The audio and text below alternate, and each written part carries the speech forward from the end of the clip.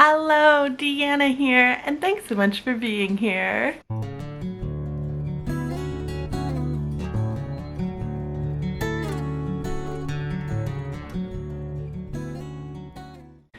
So today's video is a book review, and the book I'm reviewing is The School for Good and Evil, and this one is by Soman Chainani. I am going to go ahead and give a quick summary of this book. Children have been disappearing from the town of Galveston and then ending up in fairy tales, and Sophie is eager to join them.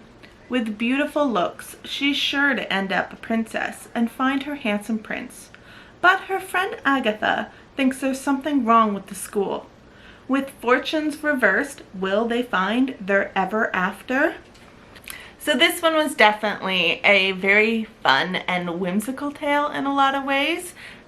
We are getting a bit of Harry Potter-esque kind of feel with the magic school and getting whisked away. I've also been playing a game recently called Spellcaster University, and it also very much gave me that type of vibes as well. I thought it was really fun that Soman took some real fairy tales like Cinderella and things like that and sprinkled it throughout this tale, but in different ways, and this battle almost against good versus evil and what that means for the school, where there's a school for good and a school for evil, and the girls get kind of mixed up, and what does that mean for all of them, and what does being good mean, and what makes someone evil.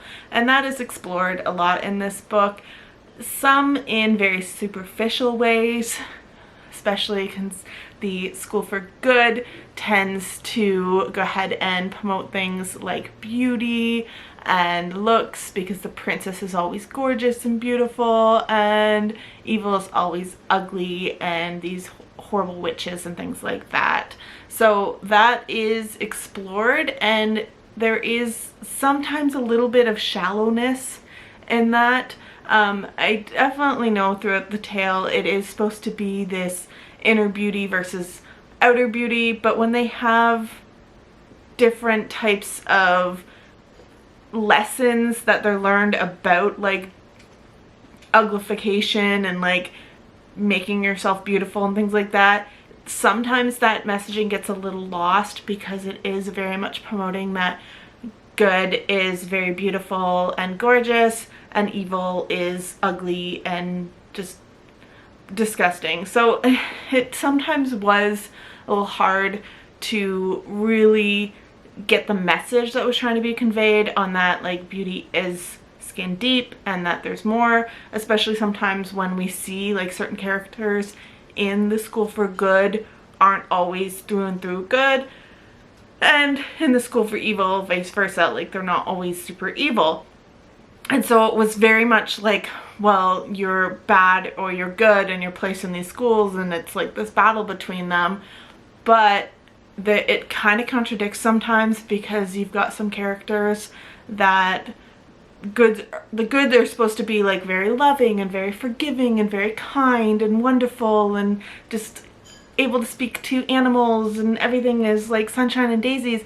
But the characters that are surrounding Agatha and Sophie don't always portray that, and some of the good are very judgmental towards Agatha because she doesn't fit your stereotypical beauty roles, and she is not seen as like fair-skinned and beautiful and gorgeous like Sophie. And so there's this big fight about that Sophie's actually good because she's so beautiful, and Agatha must be evil because she's ugly.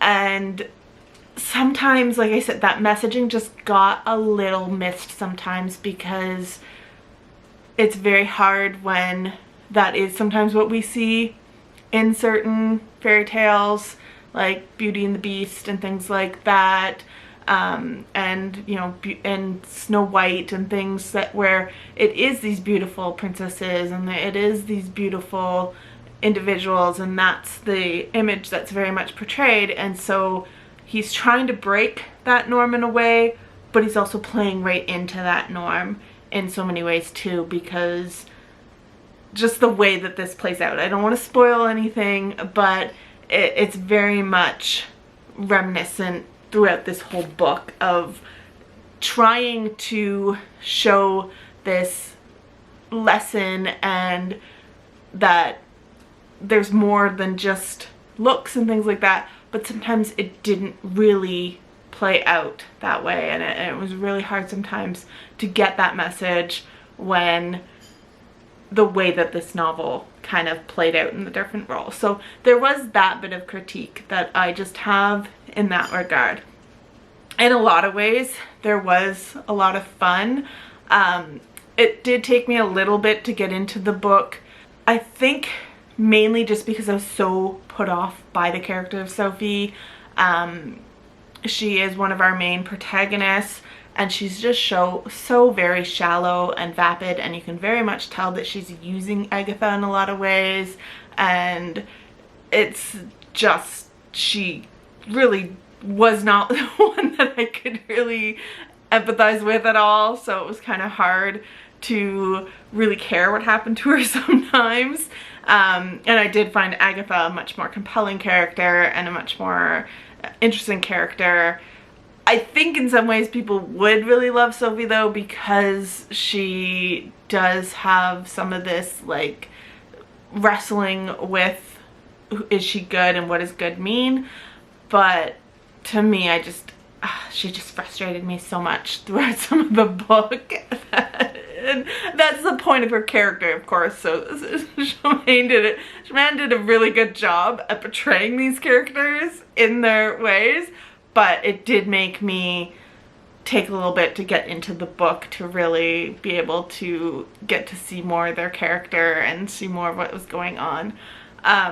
Actual world building sometimes was interesting too, because this is book 1 in what seems to be, I believe it's a 6-book series, so I don't know how in-depth we're getting with this. There's a lot of talk about like different places, but then there's not, and there's readers versus like the good and the evil, and like Agatha and Sophie are readers, and like they're pulled into this world, and it's just kind of, I feel like we're only just getting to the surface of kind of what some of that world building is. And we get to hear a lot about like different people that disappeared from their village and things like that went to this school, and it always like a rumor, but then there's people that do believe it, and so it's very hard sometimes to navigate exactly what this world looks like and what kind of world they have surrounding them. And even the school sometimes was kind of hit and miss, because there was just so much happening, and there's so much descriptors, and there's so much jam-packed into this book that sometimes it felt like a bit of information overload. And so sometimes I wasn't having the greatest time kind of picturing what he was trying to explain. And I feel like to me that was just because it was so much going on and so many things in this world that it was really hard to kind of keep up with the pace on which everything was happening at. Like, there's even a beautiful map here of the schools of the good and the evil on each side, but even that sometimes was a little hard to picture even when I had this right here, because it just kind of gives me a bit of like what the bridge looks like and where each of the schools are. It doesn't really like tell us too much about the actual schools, so that was interesting as well, just trying to keep that all in my head of like, what is the school like? And so sometimes that fell a little short for me personally, and again, I don't know if that's just because of all of the information overload. Like, this is a big book for a middle grade style type book, because that's again where I felt a bit of like a misstep, because sometimes this felt very much like a middle grade book. I mean, they're supposed to be about 12 years old, I believe, and there was certain parts where it kind of felt kind of middle grade-y, but the themes that are explored and some of the things that happen, and even just the way that they talk about each other, like these handsome, like muscly boys and things, that sometimes it's like, okay, are they 12 or are they like teenagers? Are they young adults? Like, what's kind of going on? And just some of the love, like there's this big push for your true love and like finding your prince and things like that. And I know that does happen at 12 years old. I'm not, you know, I know at 12 years old you have little boyfriends and girlfriends, but I think like the messaging of like the love, your one true love, got so pushed that I don't know, at 12 years old, too many people who have a one true love, and I know it's supposed to be a fantasy and everything, but it sometimes just got like, I felt like they were teenagers or something while also being like preteens as well. So it kind of was hard sometimes to navigate, okay, is this a young adult book or is this a middle grade? Because again, the writing structure almost and like some of the ways that the writing was very middle grade-esque, but some of the themes of like not only like that type of romantic love, but also some of the themes of like the violence that happens and like the deaths that happen and things like that, that was more mature audience. So it's an interesting read in that regard because I don't think it fits snugly into middle grade reading, but then it doesn't quite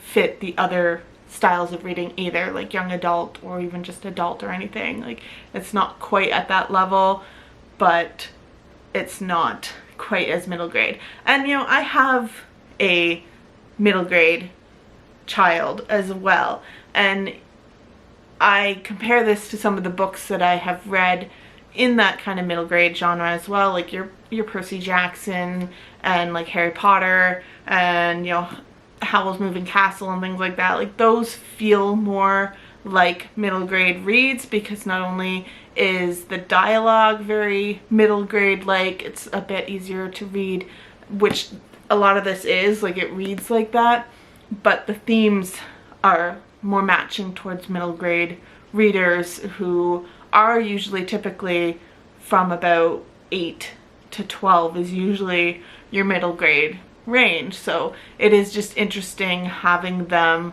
kind of on that cusp of it's kind of a teenage book, but it's not. So that was just something very interesting in the way that it was written. I think the premise though of this book, like it starts off, we're in this village of Gavaldon, I apologize if I'm pronouncing that wrong, but we're in this interesting little village. We don't know too much about the village. We know that Sophie is like one of the most beautiful girls in the village, and she has her father that she lives with, and then Agatha is kind of seen as weird and like a bit of a freak, and she's got like her pet cat that she talks to, and she lives in like a graveyard with her very eccentric, maybe possibly witch-like vibes mother. And so automatically Sophie's like, well, I'm going to the school for good because I fit your stereotypical roles of a princess on that I'm beautiful and gorgeous, and so therefore I'm going to be in the good school, and you are ugly and weird, so you're going to be in the evil school. But Agatha doesn't want to be at the schools at all, and so she spends most of the book fighting against that and trying to escape and get away with her and Sophie. And she is so much more like invested in this relationship between her and Sophie, whereas Sophie is kind of like, oh, you're there as a friend for convenience almost, or because you fit this narrative that I have created for us in this role. So their relationship sometimes was a little interesting, and I know it played very much into the plot and the premise and everything of this thing going on where they're friends but their fates are kind of like switched around and they get like each other's outcomes. But it also sometimes felt like we were just told that they're friends without really even seeing how they're actually friends, because they don't really act like friends and they don't treat each other that well like friends. So that was kind of interesting as well. But the premise, like I was saying, is very interesting. It's really interesting. Like, we're in this small village, we don't know much about it, we got these two characters, and then they're whisked off to this school for good versus evil. So it's a really cool premise. And like the cover is freaking beautiful. The map that I showed was really cool. Like there's a lot of really cool stuff about this book, and there's a lot of like really cool parts that are played in.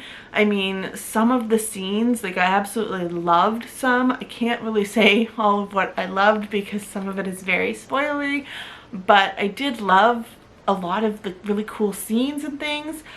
But there was this bit of this like undertone almost of just so much happening that you kind of sometimes didn't really know what was like gonna happen next. And in some ways it's really exciting and really cool, but in other ways it leaves you like, what is even going on? Like am I rooting for these people? Do I care what is happening to them? Because there's just so much happening. Can I even invest any time in them and the people that are around them and the prince that they're fighting over? Like, part of me really loved the prince, but then he became very two-dimensional as the time went on, and the flip-flopping of like people's thoughts and attitudes sometimes, and even like when things happened to Agatha and how quickly kind of sometimes she changed her mind through some things, even though she was very stubborn and this is like her principles, but then it was like, oh, never mind.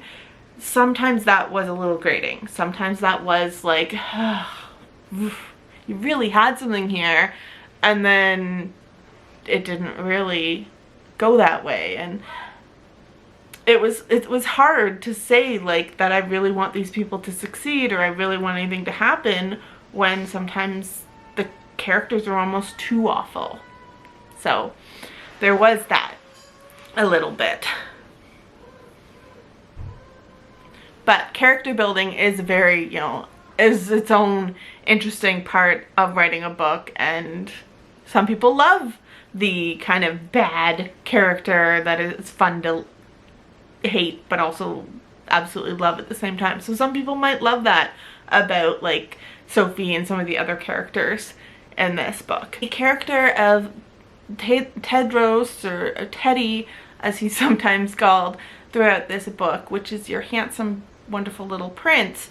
Sometimes there were moments I was so interested in his story and I wanted to know a little more about him because he seemed like he could be a character that could be very built upon and have a bit of an interesting background. He's the son of King Arthur and Guinevere, and if you know the story of that, then you know that she ran away with Lancelot, and that very much plays a little bit into how Tedros sees love and sees the world. And so I thought that was really, really interesting, and I felt like he could really be a great main character because he could have such a change, and we did get to see some of his thoughts sometimes and some of like what he was doing, but again it's almost like he had this really great groundwork to start being a really interesting, intriguing character who wanted more than just beauty and looks and wanted something a little more meaningful. But as the book kind of went on, we started seeing less of that side of him, and he just became like a two-dimensional background character almost again, and it was kind of a little disappointing in that way.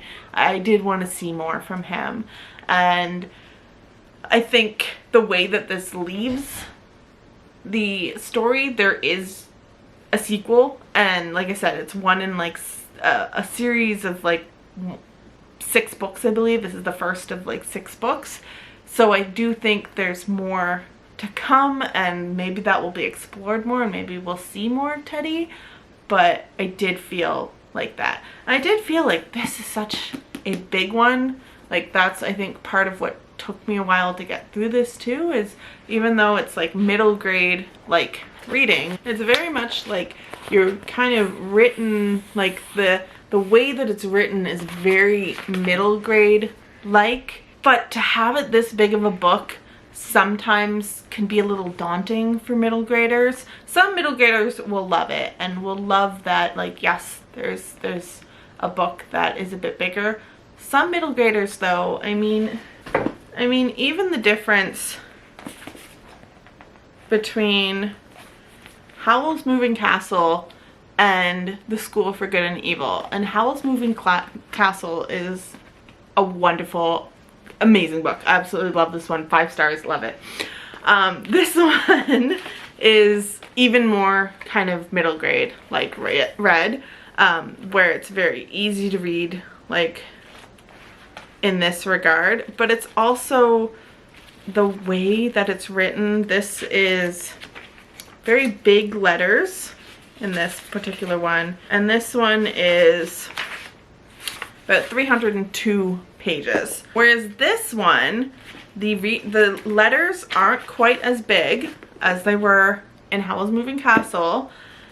They're smaller, and the page, I'm up to 488 pages, so it's almost 200, like it's almost 200 pages more than this, and like you can kind of see that size difference between the books. A lot happens in this. There's a lot of exciting stuff that happens, but the pacing is almost different than it was in this for a bigger book with so much that happens. Again, I did sometimes feel like, how am I keeping this all straight? How am I keeping up with all of this? Because there's just so many different characters. So many characters. We're thrown so many teachers that sometimes it was hard to keep them all straight. We're thrown so many different secondary characters. Like there's Holt, I believe, is one, and I can't even remember all of them. There's Beatrix, who was one. Dot, I know, was one. And Hestia, I believe, was another one. Maybe Hester might have actually been her name. But they all became a little very similar to each other, especially there was 2 characters that both started with an A. Arcaned, I believe, was one or something. But they just really, sometimes it was hard to keep track of who was who. Like the ones that stayed the most straight in my head was Teddy, of course, because he was our handsome prince. The Dot girl, because her name was just so recognizable and she did have a bit of something going on, and Beatrix, and then Hester. And even Hester, I don't know if her name was Hester or Hestia. I just knew she was a bit more fleshed out, I think, of a character. Even though we didn't get much of her background, we at least saw a bit more of like what she was doing. And I think some of those characters could have almost been like amalgamated into like another character. Even though, yes, I know it's a school and you're gonna have a lot of characters at the school, but it doesn't mean that Agatha and Sophie are gonna know them all and have interactions with them all, though. And it's just, again, sometimes it's too much information. It's character overload so that they all kind of blend together and they don't stand out as much, and then it becomes too much for you to read almost, and it becomes like, I just don't even care to keep track of who this is. You're an evil person or a good person. Even that sometimes was like, I was trying to read some of like the guys and I was like, oh, are you a good guy or a bad guy? I have no idea. It all became kind of like mushed together in some ways. So that was something too. That was just something that kind of sometimes pulled me out of the book. Having said all of that, though, I still enjoyed some of the fun. I enjoyed some of like the elements. There were some scenes that were really fun. It was really interesting taking that story, those very well-known princess stories and fairy tales, and trying to like make it his own and make it that there's some place that they come from, and like it's all kind of this like world that happens and surrounds, and there's all this stuff going on, and we as the readers, like that in its own sense, like we could be the ones that are like taken away to like end up in fairy tales. Like that's cool in some ways. Like that's very interesting premise, like I said. Sorry about that. So I'm on a new camera and it only records so much at so long, so there might be a break here where there's some information lost because I don't know when it stopped recording. So let's just get back to it. I know I was saying something about the characters and how there's overload of characters and a lot of characters that it's sometimes hard to keep track, and so sometimes that made it a little much. However, in saying that, even though that sometimes it was hard to keep track of everyone, and even though it was sometimes there was some critiques, I love the premise. I love the premise of this book.